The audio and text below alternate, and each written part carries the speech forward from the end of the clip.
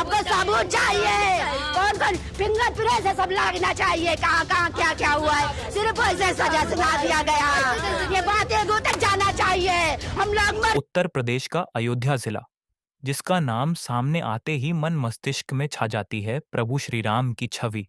जिस अयोध्या नगरी का नाम सुनते ही इंसान वहां जाने की और प्रभु श्री राम के दर्शन करने के सपने देखने लगता है, उसी अयोध्या नगरी में ऐसी हैवानियत हुई जिसको देखकर सुनकर कोई भी कह दे कि घोर कलयुग है ये।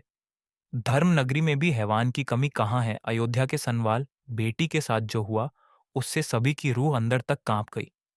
अयोध्या के ही एक बेटी के साथ ऐसी बर्बरता हुई कि परिवार की महिलाओं को लड़की का शव तक नहीं देखने दिया गया, क्योंकि वह शव देखकर महिलाएं बेहोश हुई जा रही थी।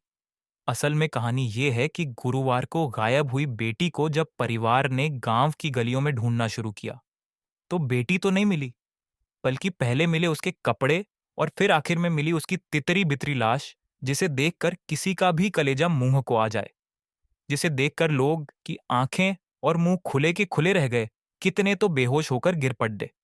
वहीं इस मामले में पुलिस ने सोमवार को बड़ा एक्शन लेते हुए 3 आरोपियों को गिरफ्तार किया, जिनमें हरिराम कोरी, विजय साहू और दिग्विजय सिंह शामिल हैं। इन दरिंदों पर आरोप है कि इन्होंने ही शराब के नशे में एक बेटी का ऐसा हाल किया जिसे शब्दों में बयान नहीं किया जा सकता। आरोपियों के घर अयोध्या जनपद के दर्शन नगर चौकी पर जहां न्यूज चैनल और मीडिया के लोग तफ्तीश करने पहुंचे, तो हर घर की अलग कहानी है। सबसे पहले हम आपको लेकर चलते हैं आरोपी हरिराम कोरी के घर, जहां उसकी पत्नी छाती पीट पीट कर कहती है, हमको सबूत दो वरना हमें भी गोली मार दो। सुना दिया गया, ये बात एगो तक जाना चाहिए। हम लोग मर जाएंगे, हमको भी गोली मार दिया जाए। हम जीने नहीं चाहते, जैसे हमारे पति को निर्दोष साबित किया गया है, दोषी वैसे हम लोगों को गोली मार दे। हम लोग जीना नहीं चाहते, समझ लीजिए। ऐसा क्यों है? हर सबूत, कोई सबूत सामने नहीं आ रहा, सिर्फ दोषी पकड़े जा रहे हैं, निर्दोषी पकड़े जा रहे हैं। वहीं जब हम विजय साहू के घर पहुंचे तो उसकी मां का रो रो वहीं पकड़े गए दूसरे आरोपी विजय साहू के घर मीडिया पहुंची तो उसकी मां का रो रोकर बुरा हाल वो कह रही है कि आधी रात को पुलिस आई और हमारे भैया को उठा ले गए, और पिता का कहना है कि पूरे मोहल्ले में कहीं भी घुमाओ, हमारे लड़के से ज्यादा सीधा कोई मिलेगा ही नहीं। पकड़ के उठाए लाई गए। हमें सबका ढकेल दिन मार पिटिया, दोनों घोड़े गिरा था, तीनों पिटिया क्यों ना सुने, सबका ढकेल के लेके चला गए। हमार भैया सीधा साधा रहा, भैया मार गया। पुलिस जो है इल्जाम में फंसा दिया उसको, जो है पुलिस ने नहीं, जैसे अब उसको लोगों ने फंसा दिया जो है। और वो बहुत सीधा लड़का, मोहल्ले में चाहिए जैसे पूरे गांव पूछ लिया जाए, जो कोई भी नहीं कहेगा गलत लड़का।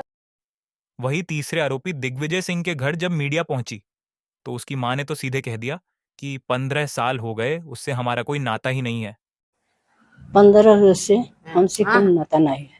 15 साल से। अच्छा अच्छा, नहीं तो क्या ये घटना जो ये तब आपके साथ रहते थे? नहीं नहीं रहते। जैसे एक औरत हुई ले आई। हाँ। उस अब देखिए इस बूढ़े बाप को, जिसने अपने जीवन के आखिरी दिनों में वह मंजर देखा जिसकी कल्पना मात्र से ही बाप मर जाए। यह बूढ़ी पथराई आंखें दर्द और गुस्सा ली कह रही है कि मेरी बेटी के साथ ऐसी दरिंदगी हुई है कि पूरे जिले में कभी ऐसा नहीं हुआ होगा, उसके साथ बहुत गलत हुआ है। काटा गवाह का बहुत बुरी दशा से, क्यों दशा देख नहीं सकता इंसान, ऐसी कहीं भी नहीं हो पाए, ऐसी दशा होकर कहीं नहीं लड़की का मेरे।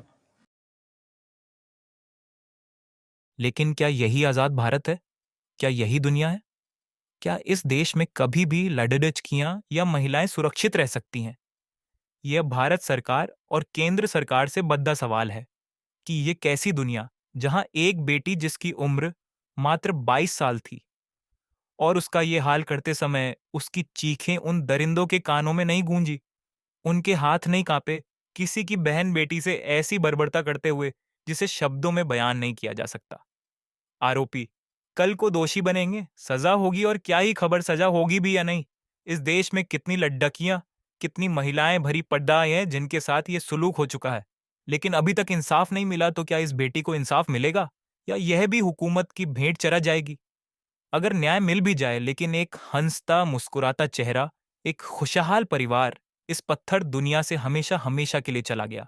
वह कभी वापस नहीं आ पाएगा।